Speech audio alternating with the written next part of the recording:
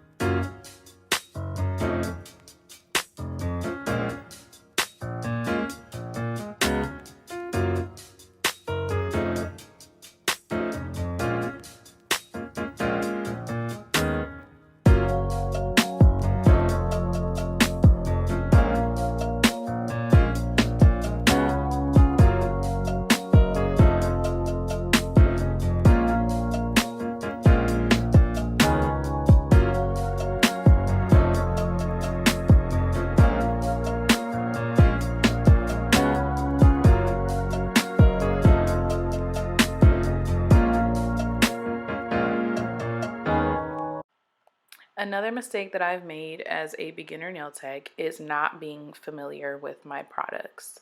If you don't know, the nail supply industry has become saturated, so saturated over the last few years. And I, in my own opinion, believe it's because you don't need a license to sell nail supplies.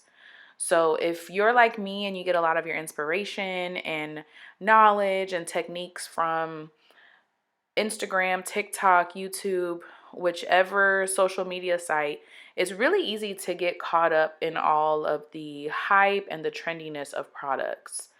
This product in particular, this red acrylic, is giving me problems, okay? I have seen this product line on Instagram so much over the years, and because their content is like so good, I really did place an order, but the powder is giving me dip powder. You know, dip is technically acrylic powder, but it just has a lot more pigment. So what's happening here is that it's clogging up my brush. It's causing so much buildup, which is stopping me from continuing on. And you see here, I went back to the pinky because it's not setting. So if you don't know that about a new product that you're using on a new client, you're going to waste a lot of time trying to figure out why it isn't working the way it's supposed to be. So with this red, I used it to give these nails the red bottom effect. And I didn't really showcase it in the video or in the pictures that I posted on Instagram, but it came out really nice. But if I didn't know that I needed to cap it with clear, let's say if I was doing a full red set, it would literally look like I have no idea what I'm doing. And if you're a beginner nail tech, 9 times out of 10, the client that you're working on is going to be new. So make sure that you're familiar with products that you are investing your money into. My one suggestion when investing in your nail supplies is to stick with one brand. In particular, I chose Young Nails, and this came about because they were having a Black Friday sale one year, and I decided, let me just go ahead and, see what it's giving. And it gave a lot. That first Black Friday sale that I ever indulged in, the box that I ordered came with some very nice, expensive items. But as I, started to grow in my nail tech journey and watched more videos and things like that, I really liked Young Nails because they did a lot of educational content on how to use their products, how to do nails. So that's why I've been with Young Nails for so long, and I'm probably not going to steer away from them, just for the simple fact that when they do have their yearly sales, they're very generous with products. So I rarely run out of things like monomer or powder, primer, things of that nature.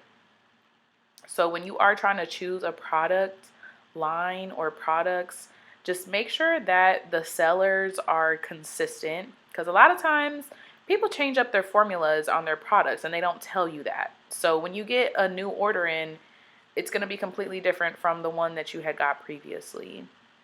So just make sure they're consistent, make sure that they are in a reasonable price range, and also make sure that they do have educational information about their product. It just shows a lot more commitment to what they're selling to people.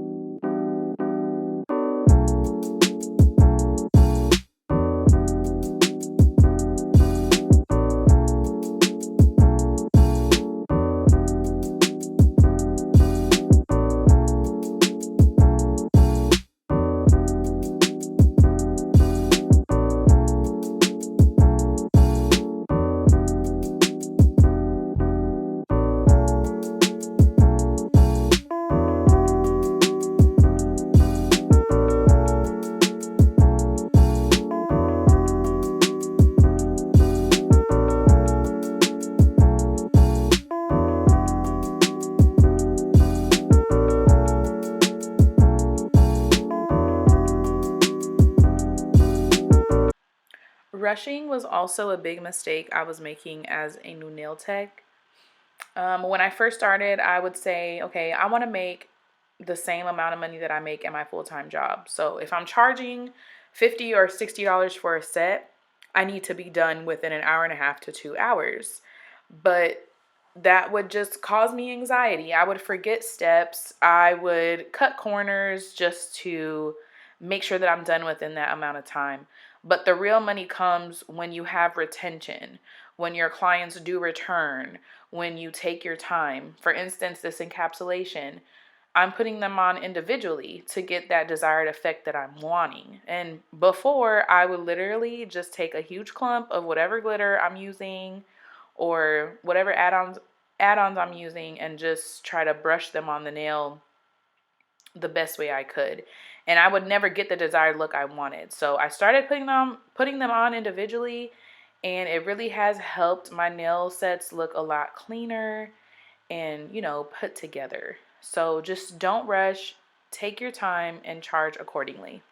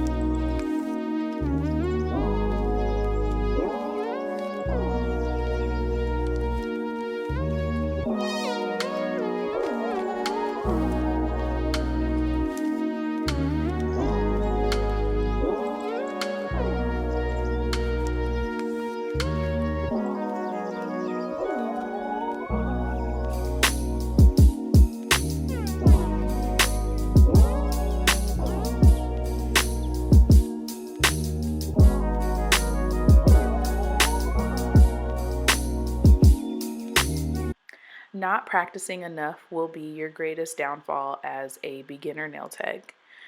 Practice is so important. I know that when we first think about doing nails, we immediately think of the long, sharp, busy, glitz and glam nails.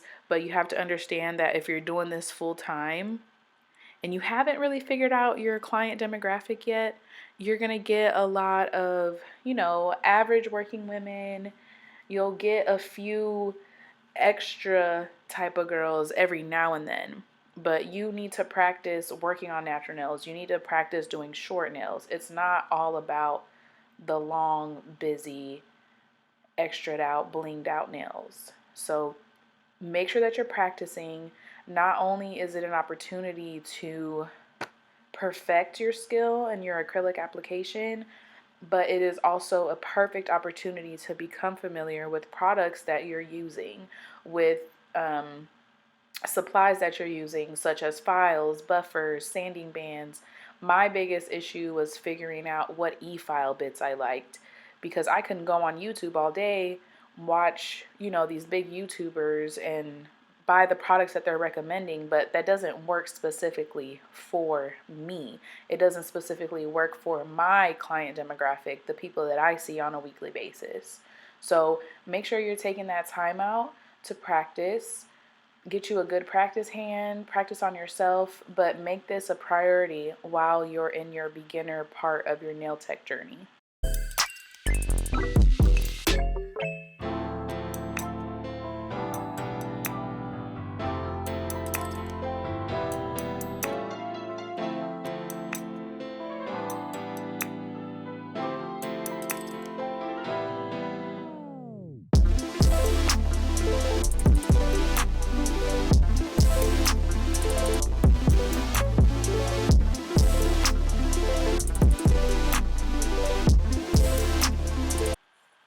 I've spent so much money throughout this journey buying nail art supplies.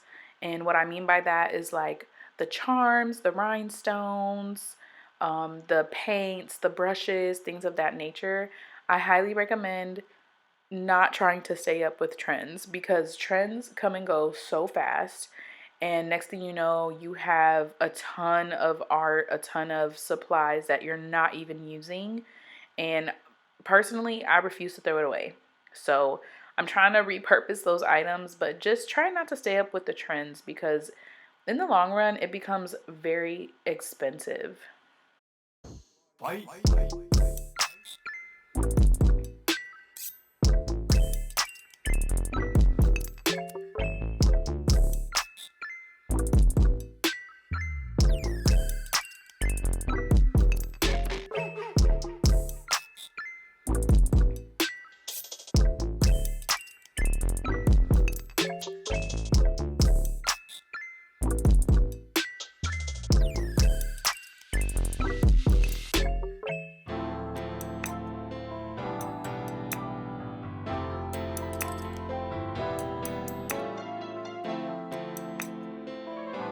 The last mistake as a beginner nail tech that I want to touch base on is not knowing your client demographic.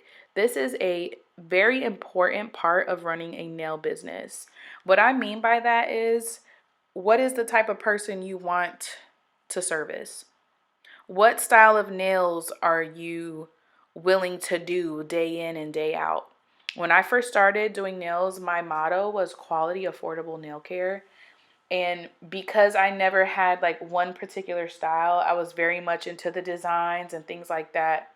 I attracted a lot of one-time customers. I hate to say it, but people that only book during a special, people that are just trying to find a nail tech that does what they want on their nails. And because my pricing wasn't really up to those standards of the extra long, blinged out, busy nails, I feel like I lost a lot of money because I wasn't charging for such a long session. So my demographic that I would prefer to work with is just the average working woman, someone who knows that they need their nails done. They come every 2 to 3 weeks. They get a design every now and then, but I'm not just targeting one type of nail style. I can do anywhere from the extra long blinged out nail to just the basic overlay. But I really had to rebrand my business. I had to raise my prices. I had to revamp my entire booking site to attract the specific person that I wanted in my chair. And although I'm still building that particular type of clientele, I still know that it's working. So save yourself a lot of time. Figure out the style of nails you want to do. Figure out the type of people that you want to service, and your business will do very well.